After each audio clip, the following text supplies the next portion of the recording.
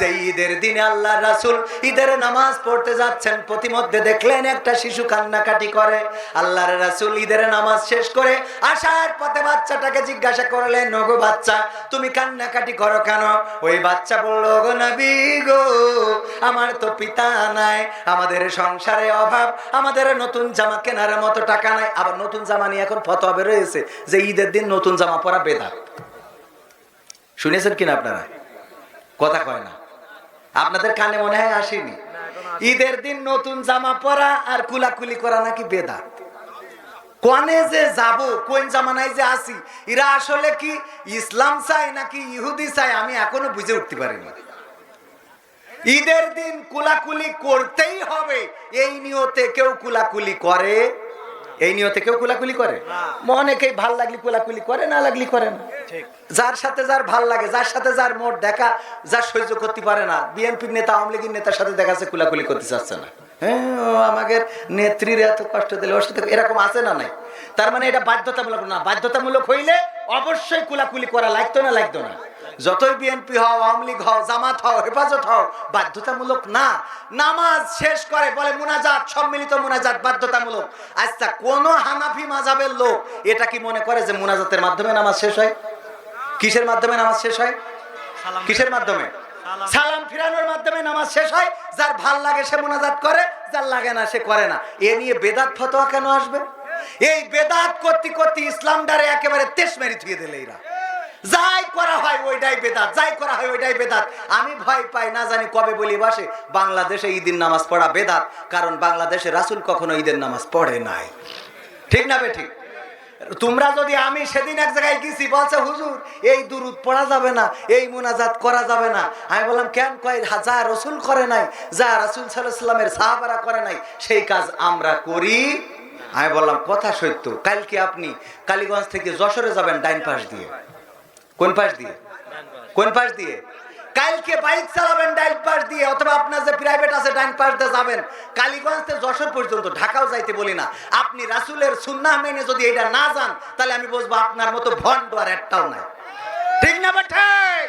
আমার রাসূল ডান দিক দিয়ে চলেছেন, তুমি কেন বাঁ দিক দিয়ে চলো? উইকেন্ড বাঁ দিক দিয়ে চললে কুপান খাইতে হবে যে, ডান দিক দিয়ে না ভাই, ডান দিক দিয়ে চললে কুপান খাওয়া লাগবে যে, এই ভয় আছে না নাই? এই জায়গায় যে আর বেদাত ফতোয়া দেয় না, দেয় যত ফতোয়া মসজিদে যে যায়, ওর হাত বান্ধা নিয়ে ঝামেলা। কনে বাইনলো, উপরে বাইনলো না নিচে বাইনলো না পিছনে বাইনলো। একজন কইরিস কি নামাজ পড়ায়, যে এক মসজিদে নামাজ পড়ায়, ওই যেই পড়ায় ওই হাত বান্ধা নিয়ে, এই হুজুর তো আহলে হাদিসে চলবে না, এই হুজুর শাফি মাযহাব চলবে না, এই হানাফি চলবে না, এই হাত বান্ধা উপরে চলবে না, এই নিচে চলবে না। মানে এক এক পার্টি ঝামেলা করে।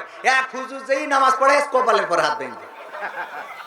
আলহামদুলিল্লাহি রাব্বিল আলামিন আর রহমানির রহিম নামাজ শেষ করি বলছে, এতদিন তো তাও এক ভালো ছিল। কেউ অন্তত নাবির নিচে উপরে এমনি সেমনে বাইন তো ডাইরেক্ট কপালের পরে বেঁধেছে। হুজুরি বাচ্চা, হুজুর আপনি এ করলেন কি আজকে? বলছে তে কি করবো আমি এসে শুনলাম এখানে হাত বান্ধা নিয়ে নাকি কারোর ইমামতি থাকে না। তো এই জন্য আমি দেখলাম হাত বান্ধা নিয়ে তর্ক কনে, নাবির উপরে নাকি নাবির নিচেই, এই নিয়ে তর্ক হয়। তা আমি ডাইরেক্ট সব বাদ দিয়ে ঠিক কপালের পরে বান্ধিছি। কয় কপালের পরে বান্দার হাদিস কনে পেলেন? কয় হাদিসের জন্য বান্ধিনি। তো কে জন্য বান্ধিছেন? বলছে আমাদের কপালের দোষ, এই চিন্তা করে বান্ধিছে। কে দোষ? কপালের দোষ। তাই আমি আজকে কপালে হাত বাঁধিছি। তাছাড়া তো ইমামতি রাখার কোনো কায়দা নেই।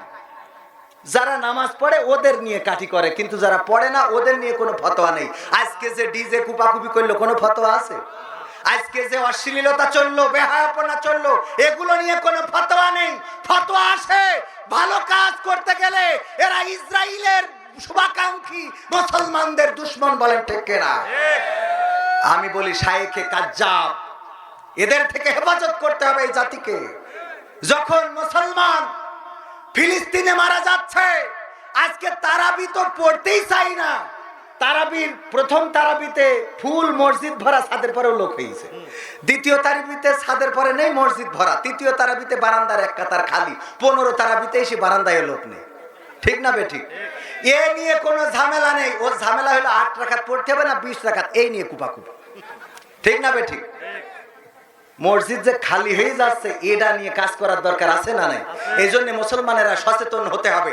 যে মূল কথায় আসি, আল্লাহ বললেন, ওগো আমার বান্দারা, তোমাদেরকে তোমাদের মহান রব থেকে ভুলিয়ে দিল। আমাদের এই ডিজে ভুলিয়েছে, আমাদের সন্তান ভুলিয়েছে, আমাদের প্রেমিকা ভুলিয়েছে, আমাদের প্রেমিক ভুলিয়েছে, আমাদের অর্থ সম্পদ ভুলিয়েছে। সুদের পক্ষে কথা বললে ইমামতিতে কোনো সমস্যা নাই, কিন্তু সুদের বিপক্ষে কথা বললে ইমামতি থাকে। এমন আছে না নাই? দাড়ির বিপক্ষে কথা বললে, দাড়ির পক্ষে যদি কথা বলেন আর সভাপতি যদি দাড়ি না থাকে, বলে হুজুর একটু ওয়াজ করার সময় খেয়াল রেখেন। ওয়াজ করার সময় কি খেয়াল রেখেন? ওয়াজ করার সময় মাথায় রাখতে হবে যে সভাপতি সাহেব বলছে হুজুর আজকে একটু ফেরাও, আজকে একটু মুসা আলাইহিস সালামের ওয়াজ করবেন, মুসা আলাইহিস সালামের জীবনীটা নিয়ে একটু আলোচনা করবেন। হুজুর সুন্দর করে আলোচনা করলো, করার পরে বলছে হুজুর বললাম কি আর আপনি করলেন কি? কেন? যা বলেছেন তাই তো করেছি। বললাম মুসার জীবনী নিয়ে আলোচনা করতে, আপনি তো ফিরাউনের নিয়ে পড়েছিলেন। মুসা জীবনী নিয়ে আলোচনা করতে ফিরাউনের বলছে দেখেন মুসার কথা বলতে গেলে গো ফিরাউনের কথা তো অটোমেটিক চলে আসে। কয় চলে আসে, ভালো কথা, অসুবিধে নেই, কিন্তু যখন ফিরাউনের নাম উচ্চারণ করছিলেন ওই সময় দেখছিলাম আমার দিকে তাকাচ্ছেন। ওই তাকাই নই সমস্যা হয়েছে। কিছু সমস্যা হয়েছে? ওর দিকে তাকায় ফিরাউনের কথা বলা যাবে না। তোর মনে এত দোষ কেন? ফিরাউনের কথা বললি তোর গায়ে লাগে, নমরুদের কথা বললি গায়ে লাগে, আবু জাহেলের কথা বললি গায়ে লাগে কেন? তার মানে এই চরিত্রের মধ্যে আছে না নাই? আমাদের পরিবর্তন হওয়া দরকার। আল্লাহ রাব্বুল আলামিন মুসা আলাইহিস সালামকে দিয়ে ফিরাউনকে একটা ওয়াজ শোনালেন। সেই ওয়াজটা সূরা বাকারার 28 নম্বর আয়াতের সাথে মিল আছে। আপনারাও জানেন, বলেন একটু। মিনহা খালাকনাকুম ওয়া ফিহা নুঈদুকুম ওয়া মিনহা নুখরিজুকুম তারাতান উখরা। সূরা 20 নম্বরে সূরা তাহার 55 নম্বর আয়াত। আল্লাহ বললেন ওগো মুসা শিগগিরই করে যাও, তাড়াতাড়ি যাও, ফিরাউনরে একটু ওয়াজ শোনাও, কারণ ফিরাউন বাউন্ডারি ক্রস করেছে, সে বেড়া ক্রস করেছে। এই ওয়াজটা শুনাইছেন কার? আর আমরা শুনাই কার? মরা মানুষের। কার? মরা মানুষের। যেই ওয়াজটা সবচেয়ে বড় জায়গায় শোনানো দরকার সেই ওয়াজটা আমরা গোরস্থানে লাগাই দিছি। কারণ গোরস্থান তো প্রতিবাদ করতে পারে না, ওই কবরের কাছে যেয়ে যা ইচ্ছা তাই বলতে পারেন, একমাত্র ভোট দেওয়া ছাড়া ওদের আর কোনো ক্ষমতা নেই। ঠিক না ভাই? ঠিক। এইটার বাইরে আমি আর একটা কাজও ওদের পাই নাই। তো এই যে অবস্থা, এই গোরস্থানে যেই আমরা লাগাই দিছি মিনহা খলাকনাকুম ওয়া ফিহা নুঈদুকুম ওয়া মিনহা নুখরিজুকুম তারাতান উখরা, অথচ এই আয়াতটা আল্লাহর নবী সাল্লাল্লাহু আলাইহি সাল্লামের কাছে নাজিল করে আল্লাহ রাব্বুল আলামিন জানাই দিলেন এই আয়াতটা আমি মুসাকে দিয়ে বলাইছিলাম ফিরাউনের, যে ফিরাউনের যে একটু বুঝাও, ও তো বেকায়দা অবস্থা খুব। অন্য চেয়ারম্যানরা তো মেম্বার, যে সে মেম্বারের চেয়ারম্যান চেয়ার ধরে টান ধরে, আবার উপজেলা ভাইস চেয়ারম্যান দাঁড়াবে আমার সোহেল ভাই, এখন নতুন একজন আছে না নাই? তার মানে এই নতুন যে আছে ও চেয়ারটা ধরে একটু টানাটানি দরকার আছে না নাই?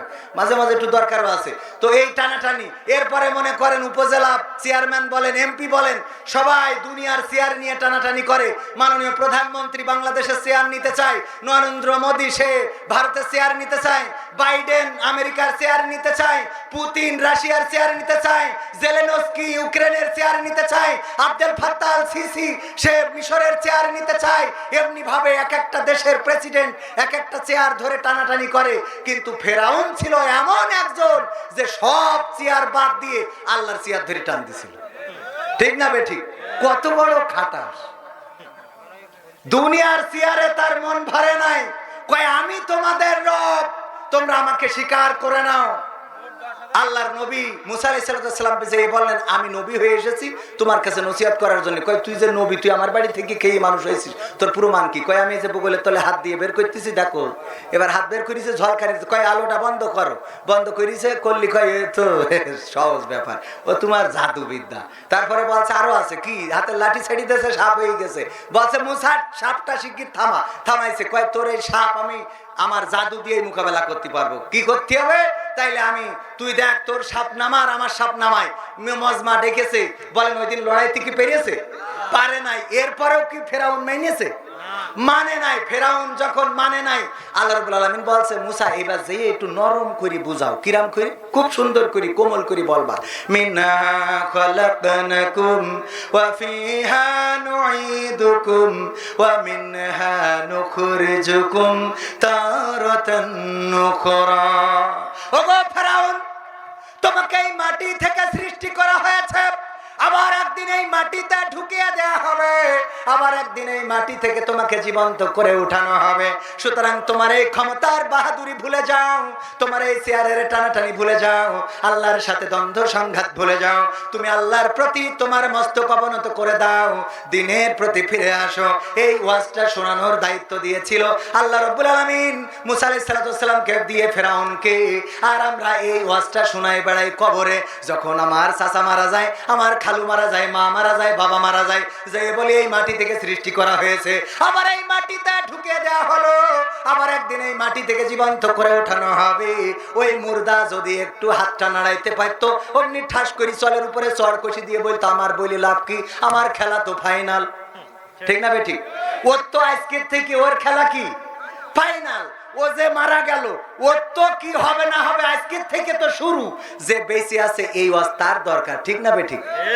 মোটরসাইকেল যে জোরে চালায়, কুপান দেশে ওরে জোরে, যেই মনিহারের মধ্যে অ্যাক্সিডেন্ট করে হাসপাতালে বেডে ভর্তি। এখন ওর কাছে যেই বলছে গাড়ি জোরে চালাতে নেই, চালালি অ্যাক্সিডেন্ট হয়, হলি হাসপাতালে ভর্তি হতে হয় পাতালে না হয় হাসপাতালে। ঠিক না বেঠিক? হয় পাতালে আইসা যে অ্যাক্সিডেন্ট করেছে, ও যদি এই ওয়াজ করার মেজাজ খারাপ হয়ে যাবে না? কবে এই ওয়াজ তুই আমি যতক্ষণ অ্যাক্সিডেন্ট করিলাম তখন বললি তো ভাল লাগতো। ঠিক না বেঠিক? যে মরে গেছে ও যখন কেউ সাবধান করে যে এই মাটি থেকে তোমাকে সৃষ্টি করা হয়েছে, আবার এই মাটিতে ঢুকালাম, আবার মাটিতে উঠাবে, ও মনে মনে কয় আল্লাহ আমার যা হওয়ার তা তো হবে, তোরা ভালো হ, আগে তোমরা ভালো হও। ঠিক না বেঠে? আগে তোমরা ভালো হও। তাইলে এই ওয়াজ কোনে করতে হবে আজকে? শুধু এই ওয়াজটুক শিখলি যথেষ্ট? এই ওয়াজ কোনে করতে হবে বলেন তো? হ্যাঁ, জিন্দা মানুষ শুধু না, ওই যে পর্দা করিয়ে বুকির পরে নেট পরে থিয়েছে যা দিয়ে মাছ ধরা লাগবে, যেই বলতে হবে ভাই ছিটকিনিটা আমাকে দাও, আমরা মাছ ধরি গা। তোমার বলছি শোনো, মিনহা খলাকনাকুম ওয়া ফিহা নুঈদুকুম ওয়া মিনহা নুখরিজুকুম তারাতান উখরা। এই সিহার আর বাড়াবাড়ি করি লাভ নেই। লিপস্টিক মারিছাও যে কায়দা করে, ও তো চুমো খেয়ে 3 জায়গায় লাগাই ফেলবে। এই জন্য ওসব বাদ দাও, দিয়ে ভালো হয়ে যাও। কারণ মাটিতে বানানো হয়েছে, মাটিতে ঢুকাইনো হবে, আবার একদিন মাটিতে উঠাইনো হবে। তোমার এই অস্তিত্ব থাকবে ওর কাছে করতে হবে। এবার গ্রামে সবচেয়ে বড় যে সুদখোর, তার কিন্তু বলা যাবে, তার বলা যাবে সভাপতি বললে যখন, তাহলে ঠিক আছে। আমি আবার সাহস করে বলতে চাচ্ছিলাম না, কারণ কুমিল্লায় এক জায়গায় বলেছি মাহফিলের সভাপতি, সে উঠে চলে গেছে। পরের দিন শুনলাম আমি এই সুদের ব্যাপারে কথা বলেছি, উনি নাকি ওই গ্রামের সবচেয়ে বড় সুদখোর। তাহলে সহ্য না করে পারা যায়? আর উনি উঠে চলে গেছে। এই জন্য সভাপতি যখন বলেছে বলা যাবে, তাইলে গ্রামের যে সুদখোর তার যেই বলতে হবে মিনহা খলাকনাকুম ওয়া ফিহা নুঈদুকুম ওয়া মিনহা নুখরিজুকুম তারাতান উখরা। আমি ফাঁকি দেয়, মানুষকে কষ্ট দেয়, ব্যথা দেয়, তার কাছে যে বলতে হবে। তারপরে যে কার কাছে বলতে হবে? ওগো আমার ভাইরা, এরপরে মেম্বার যে আপনার রাস্তা এক জায়গার রাস্তা আর এক জায়গায় লাগাই দিয়েছে, বিধবা ভাতার টাকা শাশুড়ির নামে লাগাই দিয়েছে, বয়স্ক ভাতার টাকা শ্বশুরের নামে দিয়েছে, আবার অনেকেই আছে বিধবা ভাতার টাকা শালীর নামে দেয়। জিজ্ঞেস করা হলো তোমার শালী বিধবা ভাতার ভাতা পেলো কেন? কয় আমার শালী বিধবা। কি করে বিধবা? ওর স্বামী নেই। কয় স্বামী নেই কেন? কয় এখনো বিয়ে হয়নি। বিয়ে হয়নি তাই স্বামী নেই, তাই ও বিধবা। ওর কাছে দলিল আছে না নাই? কত কায়দা করে আল্লাহ। এটা কি লিখেছে? ওরে বাবা রে, তুই খাস কি? এটা কোনো গান না, এটা হলো সাংস্কৃতিক অনুষ্ঠানের একটা কন্টেন্ট। ওটা আমরা সাংস্কৃতিক অনুষ্ঠান যখন দেবেন তখন আমরা শোনাবো ইনশাআল্লাহ। তারপরে কার শোনাবেন? এই ওয়াজ শোনাবেন চেয়ারম্যান কে। ওগো চেয়ারম্যান সাহেব, আপনি চেয়ারম্যান হওয়ার পরে আমরা তিরান ঠিক মতো পাইলাম না। আপনি চেয়ারম্যান হওয়ার পরে 12 বাজারে জমি কিনতে পারিছেন, কিন্তু আমাদের জমিতে সারাটাও আমরা ঠিক মতো পাই না। চেয়ারম্যানের কাছে কাউন্সিল যে ওয়াজ শোনানো লাগবে গো, এমপির শোনানো লাগবে, আমাদের জনাব আনোয়ারুল আজিম আনোয়ার সাহেবকে শোনানো লাগবে, আমাদের মন্ত্রীকে শোনানো লাগবে, শামীম ওসমানকে শোনানো লাগবে। কিন্তু আপাতত প্রধানমন্ত্রীর শোনানোর দরকার নেই, অন্তত শামীম ওসমান পর্যন্ত যান। ঠিক আছে তো? শোনানোর দরকার আছে না নাই? এই আয়াত যদি শোনান, এই আয়াত শোনাতে গেলে ওরা মানবে নাকি? না, মানবে না। বলবে আমাদের ভয় দেখাও, ক্ষমতার পাওয়ার আছে না নাই। কিন্তু ওই গানটাই বলেছিলাম, রূপের বড়াই করিস না রে, রূপ চিরদিন থাকে না, নিজের মুখটা দেখা একদিন হইবে রে তোর যন্ত্রণা। কিসের এত বড়াই তোমার, মাটির দেহ লইয়া, ময়রা দেখো পোকা মাকড় শেষ করবে সব খাইয়া। এই দুনিয়া ছাড়তে হবে, অহংকার আর কইরো না, এই দুনিয়া ছাড়তে হবে, অহংকার আর কইরো না, নিজের মুখটা দেখা একদিন হইবে রে তোর যন্ত্রণা। ঠিক না বেঠিক?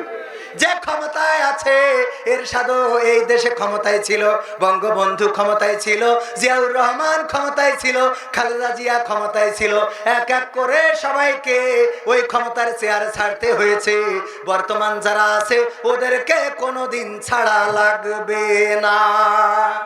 লাগবে কি না? ওদেরও ছাড়া লাগবে। আবার যারা ক্ষমতায় আসবে তারা চিরদিন থাকবে নাকি? না, থাকবে না। জামাতের লোক যদি ক্ষমতায় আসে ও চিরদিন থাকতে পারবে, কারণ ও জামাতের লোক। যদি চরমনায়ের ক্ষমতায় আসে সে চিরদিন থাকতে পারবে, কারণ সে চরমনায়ের পীর সাহেবের দোয়া আছে। না, সেও থাকতে পারবে না। এই জিনেদার সন্তান আমাদের আইনুদ্দিন আল আজাদ ভাই, মনে আছে তার কথা? আমার শ্রদ্ধা ভাজন উস্তাদ, এত সুন্দর একজন মানুষ ছিল। আহারে কোমল মানুষটা। আমি একবার উনাকে দিয়ে একটা অ্যালবাম করেছিলাম কলরব থেকে। অ্যালবামের নাম ছিল পথের দিশা। ওই অ্যালবাম করার সময় রেকর্ডিং স্টুডিওতে আমাকে যাইতে দেরি হয়েছে, আমি যেতে দেরি হয়েছে, কিন্তু আইনুদ্দিন আল আজাদ ভাই আমার আগেই পৌঁছে গিয়েছেন। এবং যে দেখলাম হাতের মাথার নিচে হাতটা দিয়ে শুয়ে আছে। আমি যাওয়ার পরে আইনুদ্দিন আল আজাদ ভাই উঠলেন। তারপরে গান কোন স্কেলে গাবো, কিভাবে গাবো সেটা উনি শুনাই দিলেন, শিখাই দিলেন। সেখানে গান করলাম। এই আইনুদ্দিন আল আজাদ ভাই সুন্দর করে মানুষদেরকে সচেতন করেছেন। পদ্মা মেঘনা যমুনার তীরে কত ঢেউ চলে যায়, আসে না তো ফিরে, তেমনি আমিও হারিয়ে যাব, তেমনি আমিও হারিয়ে যাব, আসব না কভু ফিরে। পদ্মা মেঘনা যমুনার তীরে কত ঢেউ চলে যায়, আসে না তো ফিরে। বলেছে না, বলে নাই? পদ্মা মেঘনা যমুনার তীরে কত ঢেউ আসে আর যায়। এই দুনিয়ার পরে কত মানুষ আসে আর যায়। ছোট বাচ্চা শিশুর জন্ম হয়, আর আমরা বৃদ্ধ হয়ে যাই। আমরা এক এক করে জায়গা করে দিয়ে চলে যাই। কাদের জন্য আমাদের সংসার, কাদের জন্য আমাদের মায়া, কাদের জন্য এত ভালোবাসা, কাদের জন্য এই ক্ষমতার লড়াই, কাদের জন্য এই পাওয়ার, সব কিছু ফেলে রেখে একদিন চলে যেতে হবে। আপনি যদি মারা যান, 3 দিন যদি পড়ে থাকে, আপনার ওই লাশটা গোসল করাইনোর মতো মানুষও তেমন পাওয়া যাবে। 3 দিনে লাশের গায়ে গন্ধ আসে না? আসে না? আমার তারেক ভাই সুন্দর করে গাইছে, 6 দিন পরে নখ খসে যাবে, 9 দিন পরে চুল, কবর দেশের সামান নিতে কইরো না কেউ ভুল, কবর জায়গা ভালো না, কবর জায়গা ভালো নয়, আমল দিয়েই কবর গ্রহ সাজিয়ে নিতে হয়, আমল দিয়েই কবর গৃহ সাজিয়ে নিতে হয়। ঠিক না বেঠে? আমল যদি ভালো হয় বেঁচে যাবেন, আমল যদি খারাপ হয় ওখানে বিপদে পড়ে যাবেন। আল্লাহর নবীর স্ত্রী খাদিজা রাদিয়াল্লাহু তাআলা আনহা মৃত্যুর সময় স্বামীকে বলছেন, ওগো নবী মুহাম্মদ, ওগো আমার স্বামী, আপনার কাছে কোনোদিন কিছু চাই নাই, কোনোদিন আপনার কাছে কোনো বাইনা ধরি নাই, কোনোদিন কোনো আবদার করি নাই, আজকে আমি 3টা আবদার করব, আপনি কি একটু রাখবেন? আল্লাহ রাসূল বললেন, খাদিজা বলো কি আবদার করবা? খাদিজা রাদিয়াল্লাহু তাআলা আনহা এতটাই আল্লাহর নবীর প্রতি ভালোবাসায় আসক্ত শুধু নয়, দায়িত্ববান ছিলেন। যখন মক্কার কাফেরেরা বলল, ওগো খাদিজা, তুমি একজন গোলামকে বিয়ে করেছো, তোমার বাড়িতে কাজ করত, তোমার ব্যবসা দেখাশোনা করত, এই কর্মচারীকে তুমি বিয়ে করলে, একজন রাখালকে তুমি বিয়ে করলে। খাদিজা রাদিয়াল্লাহু তাআলা আনহা বললেন সবাইকে দাওয়াত, আমার বাড়িতে সবার খাওয়ার দাওয়াত। সবাই আসলো, মক্কার বড় বড় কাফেরেরা, বড় বড় সর্দারেরা। ওরা আসার পরে খাওয়া দাওয়া করানোর পরে বলতেছে, আমি একটা দলিল করেছি, এই দলিলটা আমি আপনাদের পড়ে শোনাতে চাই। কি সেই দলিল লেখা? এই যে দলিল লেখা, আমার যত সহায় সম্পত্তি ছিল, সমস্ত সহায় সম্পদ আমি আমার স্বামী মুহাম্মদ সাল্লাল্লাহু আলাইহি সাল্লাম যখন নবী হয় নাই, মুহাম্মাদের নামে করে দিলাম। আমার যা কিছু আছে সব মুহাম্মাদের। আজকে থেকে মুহাম্মদ আর গরিব নন, মুহাম্মদ ধনী, আমি হলাম গরিব। আল্লাহু আকবার। এমন স্ত্রী আছে? আছে মানে কি, বাপের বাড়িতে একটা গাই গরু নিয়ে আইলো আমার ইমাম চাচার স্ত্রী। কি নিয়ে আইলো? ওই গাই গরু আজ পর্যন্ত মরে নাই। আমার চাচা মাঠে জমি কিনলো 1 বিঘে, বলছে আল্লাহ আলহামদুলিল্লাহ আজকে জমিটা কিনতে পারলাম, সবাই খাওয়াইছি, তোমার জন্য পার্সেল করে নিয়ে আসিছি। এখন তো পার্সেল করে আনে, আগে প্যাকেট করে আনতো, তো এখন এই পার্সেল করে আনিছি, তুমি এটা খাও। স্ত্রী বলতেছে আব্বাকে বাড়িতে গাই গরুটা আনিলাম বললেও জমিটা কিনা হয়ে গেছে আব্বাকে বাড়িতে। এইবার আমার ইমাম চাচা 12 বাজারের পরে একটা 5 তলা বাড়ি করেছে, বলছে বউ, এখন তো বউ বলে না ওয়াইফ, চলো যে একটু তুমি ফিতেটা কেটে দিবা। যাওয়ার সময় ধাক্কা দিয়ে বলছে আব্বা বাড়িতে গায়ে গরুটা আনিলাম বুঝলে, তারা হলে এত দূর করতে হইতো না। এরপরে একটা 4 চাকার গাড়ি কিনেছে, ওই যে আমার মতো, ওইটা কিনে বলছে স্ত্রী তুমি আজকে ঈদের দিন, আমার খুব আনন্দ লাগছে, গাড়ি একটা কিনেছি, তুমি চড়ো আমার ডাইন পাশে না বাম পাশে, আমি তোমার নিয়ে একটু, হ্যাঁ বাম পাশে, আমি তোমার নিয়ে একটু ঘুরে বেড়াবো। গেট খুলেতে বলছে ড্রাইভারের সিটি আমার ইমাম চাচা বসা, গেট খুলে বলছে আব্বাকে বাড়িতে গাই গরু ডানিলাম বলে বলে গাড়িটা কিনতে পারিস, সহ্য না করে পারে। এরপরে যদি উনি ইলেকশন করে, উপজেলা চেয়ারম্যান যদি পাশ করে, কাউন্সিলে যেদিন বরণ হবে, ওখানে যাওয়ার সময়ও বলে যাবে আব্বাকে বাড়িতে গাই গরু ডানিলাম বলে, ও গাই গরু এনে দিলে ভোট দেশ মানুষ, সহ্য না করে পারবেন। এরপরেও শুধু শেষ না, আমার বিশ্বাস মারা যাওয়ার পরে কবরে যদি ওই আল্লাহ যদি জান্নাতে যায়, আর জান্নাতে যাওয়ার সময় সিঁড়িতে যদি একজন আর একজনের সাথে আল্লাহ কোনোভাবে দেখা করাই দেয়, কবে আব্বাকে বাড়িতে গাই গরু ডানিলাম বললে তুমি জান্নাতে, ওখানে যাইও ছাড়বে বুঝলে আমার মনে হয়। ঠিক না বে ঠিক? আমার মা বোনেরা, একটা কিছু আনলে আর আমার নবীর স্ত্রী খাদিজা সব লিখে দিলেন।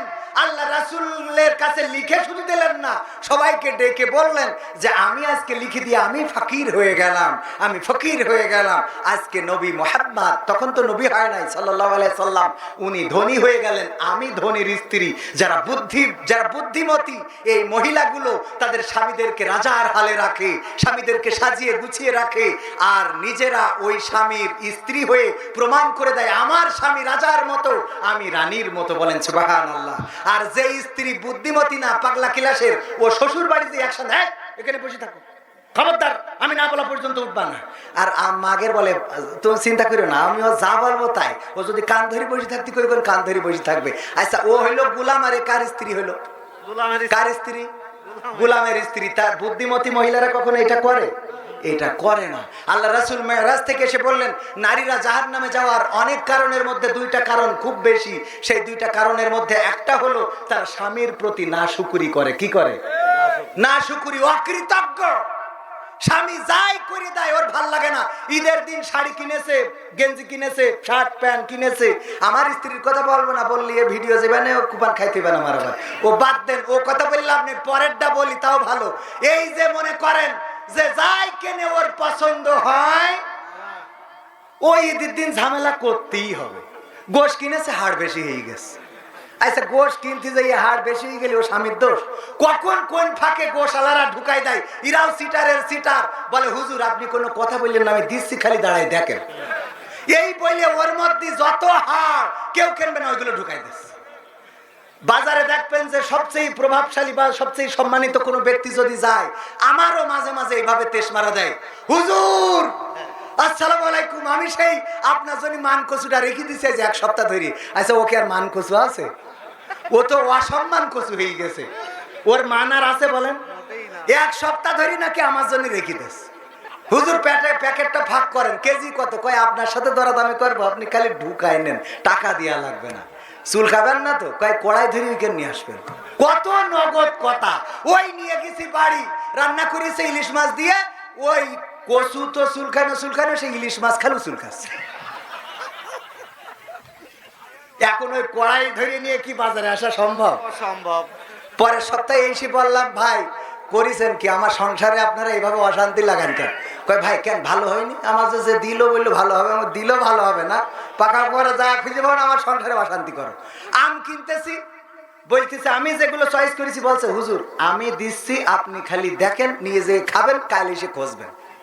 সত্যি সত্যি পরের দিন এসে আমি ওর খুঁজেছি, কিন্তু গরম দেওয়ার জন্য, বকা দেওয়ার জন্য খুঁজেছি। কলাম এই খে নাই, তুই যে এত বুদ্ধি কনে পাইছিস? বলছে বলিলাম না যে আপনি খুঁজবেন, যে কটা বিক্রি হবে না ওই কটা ঢুকাইতেছে। আমার জীবনের ঘটনা, এটা সত্য ঘটনা, বিশ্বাস করেন আর না করেন। আর এইগুলো করবে, আর করার পরে আমরা এই নিয়ে স্ত্রীদের দিই, আর স্ত্রী ঝগড়া করে আমাদের সাথে। ঈদের দিনও আনন্দ করতে দেয় না। এই শাড়ি নিয়ে আইসাও, পারবো না এই শাড়ি, তোমার ঈদের কপালে আগুন ধরে। আমার কার সাথে বিয়ে দিয়েছে আমার আব্বা? আব্বা তুমি আমার আজকে নিয়ে যাবো, আমি ঈদ করতে পারবো না। বলো কান্নাকাটি আছে না নাই? এক হুজুর বলছে আমার স্ত্রী যাই কিনে দিই ওর পছন্দ হয় না। আমাকে সভাপতির মতো, নাম কি জানো সভাপতির নাম? মেরাজ মন্ডল। উনি বলতেছে ওনার স্ত্রী যাই কিনে দেয় পছন্দ হয় না, যা পছন্দ হয় ওর বন্ধু যা কেনে তাই পছন্দ হয়। আমার সভাপতির বন্ধু যদি কিছু কেনে, দেখো তোমার বন্ধু ওর বোঝনি 3 পিস কিনেছে, কত সুন্দর শাড়ি, কত সুন্দর সায়া, কত সুন্দর ব্লাউজ, কুচকুচ কত সুন্দর, সব কত সুন্দর সুন্দর। আর তুমি যা কেনো তাকে পরা যায়। আল্লাহ তো তোমার 2টা চোখ দেয় নাই, দেশে মারবে।